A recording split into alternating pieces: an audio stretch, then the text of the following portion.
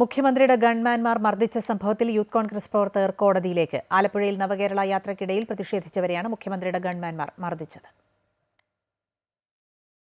KSU ജില്ലാ president AD Thomas, youth Congress സംസ്ഥാന committee അംഗം അജയ് ജുവൽ കുര്യാക്കോസ് എന്നിവരാണ് കോടതിയിലേക്ക് നീങ്ങുന്നത്. നവകേരള യാത്ര ആലപ്പുഴയിലെത്തിയപ്പോൾ മുഖ്യമന്ത്രിക്കെതിരെ പ്രതിഷേധിച്ചതിന് ഇരുവരെയും ഗൺമാൻമാരും പോലീസും ചേർന്ന് വളഞ്ഞിട്ട് മർദ്ദിച്ചിരുന്നു. സംഭവത്തിൽ മുഖ്യമന്ത്രിയുടെ സുരക്ഷാ ഉദ്യോഗസ്ഥരായ അനിൽ കലിയൂരിനും സന്ദീപിനുമെതിരെ ഇരുവരും പരാതി നൽകിയിട്ടും പോലീസ് കേസെടുക്കുന്നില്ലെന്നാണ് ഇവർ പറയുന്നത്. ഞങ്ങൾ ആ സമയം പോലീസിന് കീഴ്പ്പെട്ട് നിൽക്കുകയായിരുന്നു.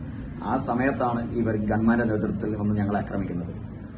അതെങ്ങനെയാണ് ഇവരുടെ ഡ്യൂട്ടിയാണ് എന്ന് പറയാൻ സാധിക്കുന്നത്?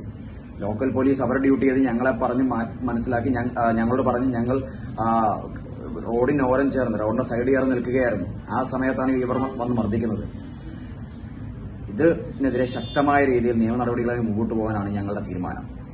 ലോക്കൽ പോലീസിന് പരാതി നൽകി നടപടി ഉണ്ടാകാത്തതിനെ തുടർന്ന് ഇരുവരും ജില്ലാ പോലീസ് മേധാവിക്കും പരാതി നൽകിയിരുന്നു. എന്നാൽ സ്വാഭാവിക നടപടിക്രമം മാത്രമാണ് ഉണ്ടായതെന്നാണ് പോലീസിന്റെ അന്തിമ റിപ്പോർട്ട്. ഇതേ തുടർന്നാണ് ആലപ്പുഴ ഫസ്റ്റ് ക്ലാസ് മജിസ്ട്രേറ്റ് കോടതിയിൽ സ്വകാര്യ അന്യായം ഫയൽ ചെയ്യാൻ ഇരുവരും തീരുമാനിച്ചിരിക്കുന്നത്.